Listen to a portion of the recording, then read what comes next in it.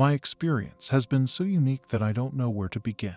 It would require hundreds of pages like this one. I'll attempt to describe it in as few words as possible. First, things began to go wrong a few months before the disaster. Seeing dead people, hearing voices soon before going to bed, and relaxing but not sleeping.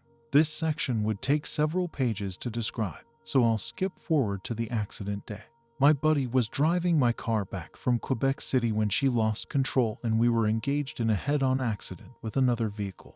I was immediately projected from my body and was seeing at my friend and my body inside the automobile. I observed a small fire in the engine compartment, but nothing too serious at the moment. We were both still and seemed to be dead. Except for her body, she was not present. I recall wanting to inform my parents and friends about the accident and how my life had ended at that time. I was immediately in front of them. It was already sunlight, and yet another day. I discovered I could travel through time. My friends and parents couldn't see or hear me. Since I was dead, I assumed there was something else waiting for me instead of seeing the living. I just let myself go, and there was no tunnel in my situation, as I recall from reading several NDE accounts in the past. I was even hoping for a tunnel, but there were none. I entered a dark room with nothing around me, yet I wasn't afraid. It was quite tranquil there. I then began to watch my entire life play out in front of me, as if it were a film being displayed on a screen, from infancy to adulthood. It was very genuine. I was gazing at myself, but it was better than a 3D movie since I could also sense the emotions of the people I had dealt with throughout the years. I could sense the positive and terrible feelings I instilled in them. I could also see that the better I made people feel, and the better the feelings they had as a result of me would give me some credits, and that the negative ones would take part of it back, exactly like in a bank account. But here it was like a karma account to my knowledge. The more points I earned, the more access I had to a better location or a better position anywhere. It was the information I had at the time. At the end of the film, everything went dark for a few moments, almost like in a real movie before the lights were turned on. I then realized, as a result of this understanding, that I earned a place in what we call heaven, despite having no idea what that would be like or what paradise is. I had a beautiful sensation of serenity that became stronger and stronger. It was such a nice feeling. I noticed a light in the distance ahead of me in the darkness. I felt drawn to it, but I also recall thinking that I could walk away from it or even return. No way, I exclaimed. I got closer and closer to it, and the sense of wonderful serenity became stronger and stronger. In real life, I'm the sort of guy that wants to get into the weeds to figure out how things function. I didn't want to drive too quickly since I wanted to figure out what was going on. I then entered orbit around the light. It was like a light cone. While in orbit around this huge cone of light, I heard the words. I recall that those 5 words were the most essential thing in the universe to me, and that I had to let go of everything else in order to join the light. I'll skip some stuff here. The sense of tranquility was replaced with a sense of love. I remembered that something was blocking me from joining the light at the time, and after analyzing it, I discovered it was grudges I harbored towards a few people. I needed to forgive them in order to cleanse myself of whatever bad feelings I had toward them. I could nearly touch the light now that I had permission to approach it, but I was holding back in order to view more details before entering the light. I also recall being near the bottom of the light cone. After a while, I let myself go and bang, just like a love explosion.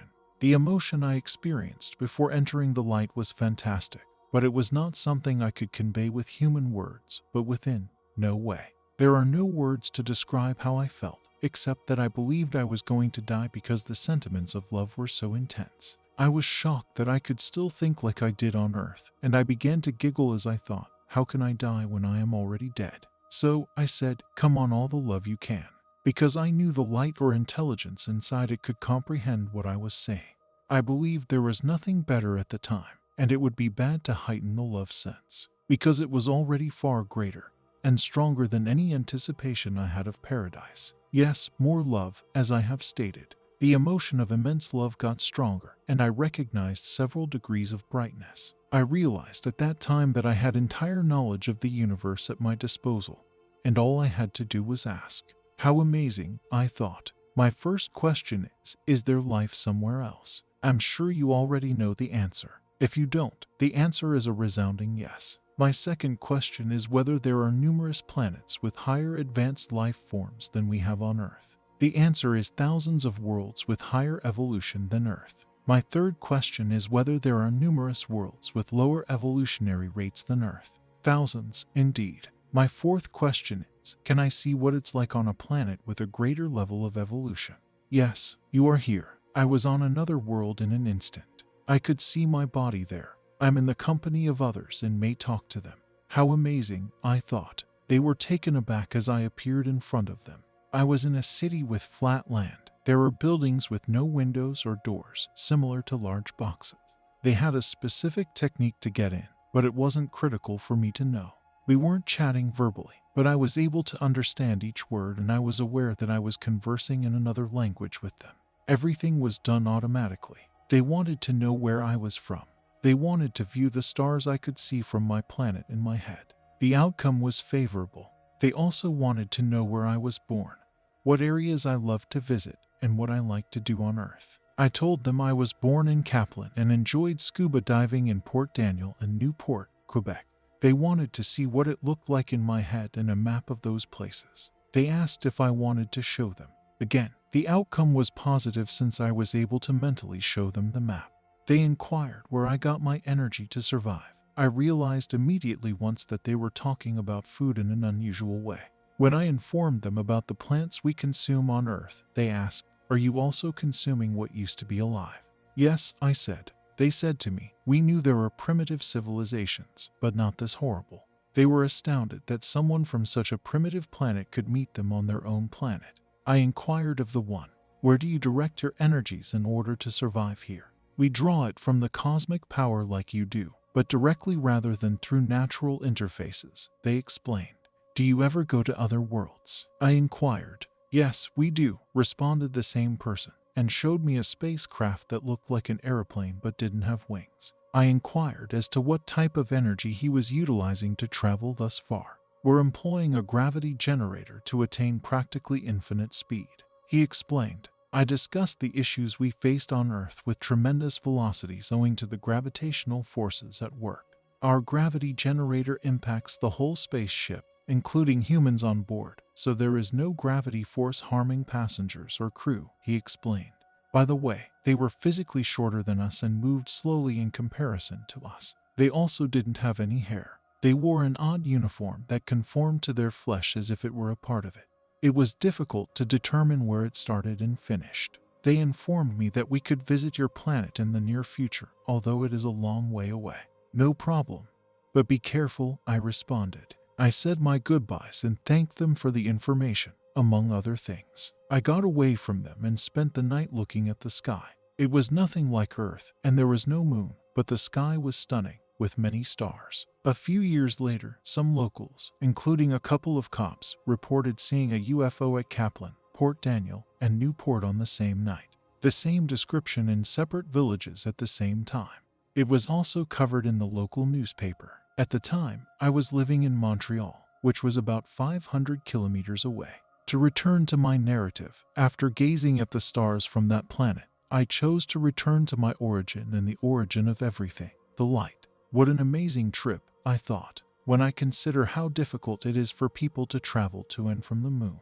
Traveling to the moon now seemed like crossing the street, and walking to a planet 100 light years distant was like going to the neighboring village. I also inquired, "Can I view less evolved planets?" "Yes, you've arrived." Some prehistoric cave guys were hunting odd creatures. I attempted to converse with them, but they couldn't see or hear me. It wasn't too intriguing there, so I opted to return to the light. While I was back, I learned that we could not interfere with primitive worlds, which is why there is a large distance between planets to act as a buffer preventing us from reaching their world, as it could be very dangerous to their evolution because they must go through theirs by themselves, as we must. We humans will be incarnated on another more evolved planet in a future existence because there is a minimum and maximum evolution permitted on Earth. And after that point, the most evolved and intellectual individual on Earth will be the least evolved and most primitive person on a more advanced world. I considered asking several Earth-related questions. Life will endure for whatever many human years we can compute right now. 3587 is the answer. What would be the result? Check it out for yourself. I saw something huge approaching. Humans were still on the planet at the time. There was absolute fear on Earth because scientists will know it's the end of all life on this planet as a result of it, and they won't be able to see it in time to avert it. I spent some time looking about in the nearest future. I wasn't able to bring back specific years or times since it would interfere with what should happen for our own progress. As I presented my experience to certain individuals after 1990, the year of the tragedy, I realized that there would be numerous wars involving the United States of America, and I recall that it would begin in New York City in a few years. I had no idea it would be the World Trade Center or what year it would be, but I knew it would be in New York City and that everyone on the planet would be aware of what happened. It is now a thing of the past. Following that, the East Coast will be primarily hit. There would be an impact on a big metropolis in a north-central state. Almost nothing would be harmed on the West Coast. Because of this, I am certain that I will never relocate to a large East Coast metropolis, even if a firm offers me a very excellent six-figure income to begin with. I recall having all the dates and exact times of every event in every city. I told myself that now that I was gone, I couldn't alter anything. I proceeded to the conflict's conclusion. Even more terrifying. No one can see anything happening or approaching Earth because of the dispute with different nations and reduced funding in space research and NASA. Some little asteroid, yet large enough to wreak significant harm on Earth. The good news is that as a result of this catastrophe, all nations will put their differences aside and attempt to work together rather than battling each other. But it will be too late to avert what could have been avoided. Starting from that moment, various nations will see the folly of war and will work together for many years to come, bringing peace to the world but costing millions of deaths that might have been prevented. I know it's not too distant in the future. Returning to more uplifting topics. So beautiful, so much love. I ascended to a higher level into the light. This is higher than the level of knowledge, or as I call it, the level of creation. Everything is now possible. Creating tangible objects and sharing the degree of creation with God. Yes, I know it's difficult to believe. I didn't want to return to Earth because I had come from a place of endless love and beauty, but I had misjudged the unlimited power of the light. And at that moment I made a wish to return to Earth and share this knowledge with as many people as possible. What I didn't realize was that a wish made at this level of light becomes a reality. I felt myself being drawn toward the bottom of the light cone after making this wish, and I eventually found myself outside of it. I became aware that I could see my body again. That's when I noticed my pal. She was approaching me in the light behind me. She was clothed entirely in white, as if she were a wedding, and she was floating rather than walking. I had the sensation that I was in my friend's route since she was slowly approaching me. I was about to collide with her, and automatically lifted my arms to avoid it. She followed suit. As we got closer, our hands met, and I was astounded by the sparkles and sparks of light that emanated from them. When the members of our bodies fused together, it was only when our minds merged that we could read each other's thoughts completely and without error. Despite the incredible rapidity with which this occurred, it's at this time that I made her aware we're not using speech but telepathy, and that I want to do a test to see whether we can still use speech at this point. I started talking and discovered I was utilizing her emotions and terminology while speaking, but it was taking far too long, so we went back to our old method of communicating, a lot faster and with feelings. She was telling me that she would be staying in the light, and that her time on Earth was coming to an end. She was aware that I was returning to Earth, and would never forget this experience because it was so much superior than what we had previously known physically. The sensations of love were fading, and I could now see the broader scale of everything on Earth: wars, greed, rage, racism, and so on. As I got closer and closer, I became increasingly depressed. I was back in the automobile, flames jumping all around me. When I turned around and saw my friend's body, I knew she was no longer there. The light provided me just enough time to get out of the car before the flames reached me. My companion was autopsied, and it was determined that she died before the flames reached her. Despite the numerous shattered bones, my recovery procedure was nothing short of miraculous. The attending physician was astounded by my improvement. I've returned with a few paranormal abilities and powers.